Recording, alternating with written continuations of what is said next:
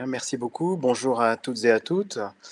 Donc avant que vous n'ayez une présentation de l'outil Plugin Labs en tant que tel, je voulais insister sur quelle est l'utilité de cet outil. Pourquoi est-ce qu'une université collaborerait avec des entreprises? Donc je sais que certains et certaines d'entre vous en sont déjà convaincus, mais j'ai quelques éléments à apporter de manière supplémentaire, illustrés avec l'Université de Lille. Donc l'Université de Lille, en quelques mots, donc, on va commencer par en haut à gauche, de gauche à droite. Donc c'est 64 unités de recherche, 47 plateformes technologiques sur un panel de domaines très étendu, 3300 enseignants-chercheurs sur quasi l'ensemble des disciplines référencées, 78 000 étudiants. En bas à gauche, donc, nous avons recensé 37 startups créées depuis 5 ans. Vous allez avoir un petit exemple tout à l'heure.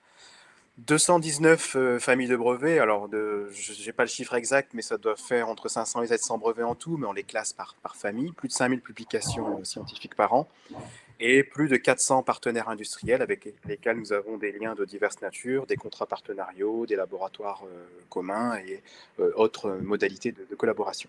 Transparent suivant, s'il vous plaît. Donc, voilà.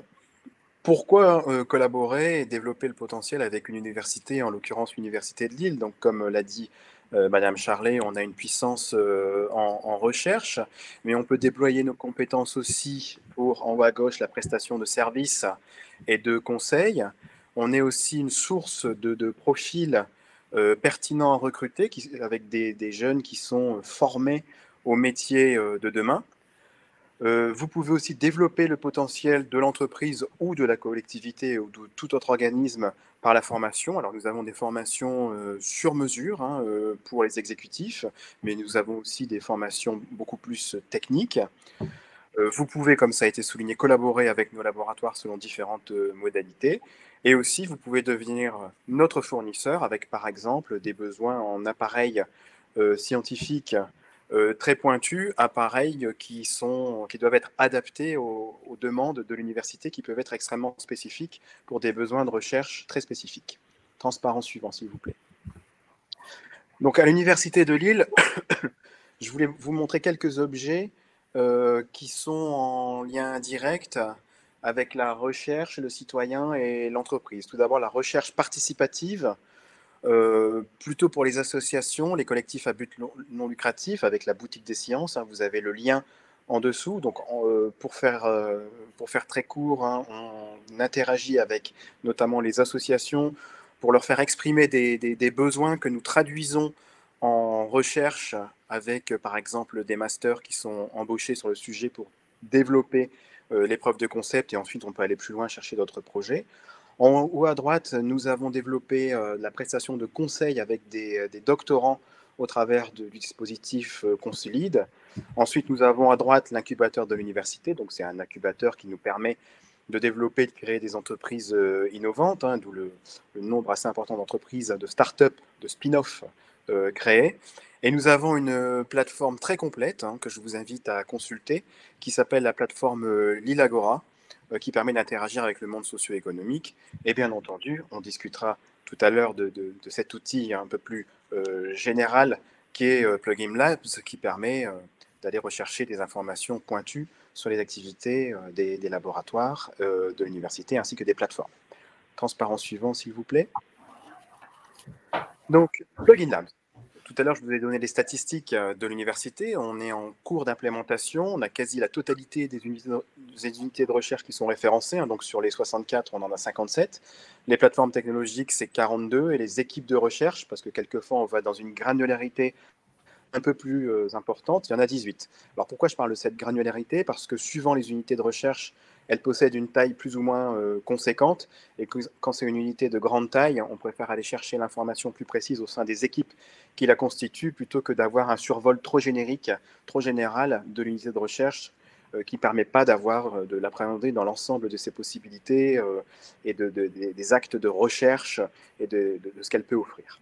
Transparent suivant, c'est un petit nuage. Ah non, c'est pas encore celui-là. Donc, les domaines d'activité qui sont référencés pour l'Université de Lille dans Plugin Labs par rapport aux domaines d'activité stratégiques régionaux. Donc, c'est des petites statistiques. Chaque barre reflète le nombre de références que l'on trouve actuellement pour l'Université de Lille dans Plugin Labs. Donc, vous voyez ça tout en haut avec santé, nutrition, chimie, matériaux. Je ne vais pas tous les citer. Bref, on balaye un nombre d'activités stratégiques très important et je vous invite à consulter Plugin Labs avec vos mots-clés pour constater qu'en général, ça tombe sur l'Université de Lille ou l'une des universités de la région, voire un peu plus étendue. Transparent suivant, s'il vous plaît.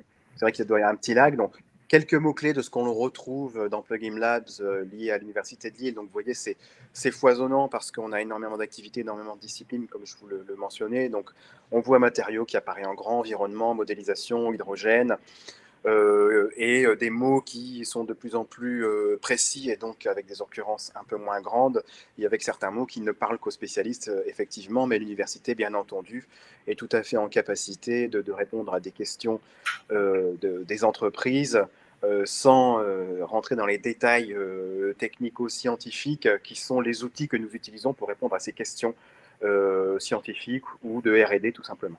Transparent suivant, c'est le même type de transparent mais avec l'ensemble de nos partenariats qui sont référencés. Donc, je vous ai dit tout à l'heure qu'on avait 400 partenariats, en tout cas formalisés avec les entreprises. Donc, dedans, vous reconnaîtrez pour les plus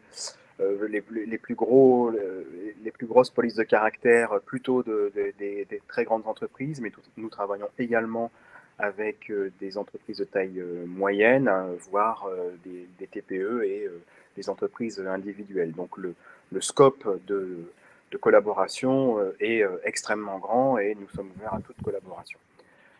Le dernier transparent, eh bien, je vous invite donc à consulter Plugin Labs. Nous pouvons vous apporter des solutions concrètes. Hein, l'ère de l'université avec des rats de laboratoire travaillant dans leur secteur uniquement en recherche fondamentale qui, entre guillemets, ne sert à rien, ça ne sert jamais à rien, je suis très provocateur, est terminée. Nous sommes très reliés au monde socio-économique et nous le prouvons au jour le jour et nous pouvons apporter encore plus, tant soit peu que le lien soit fait entre le besoin et l'université. Et Plugin Labs, à ce titre, est un outil fantastique pour le faire. Voilà, je vous remercie beaucoup pour votre attention.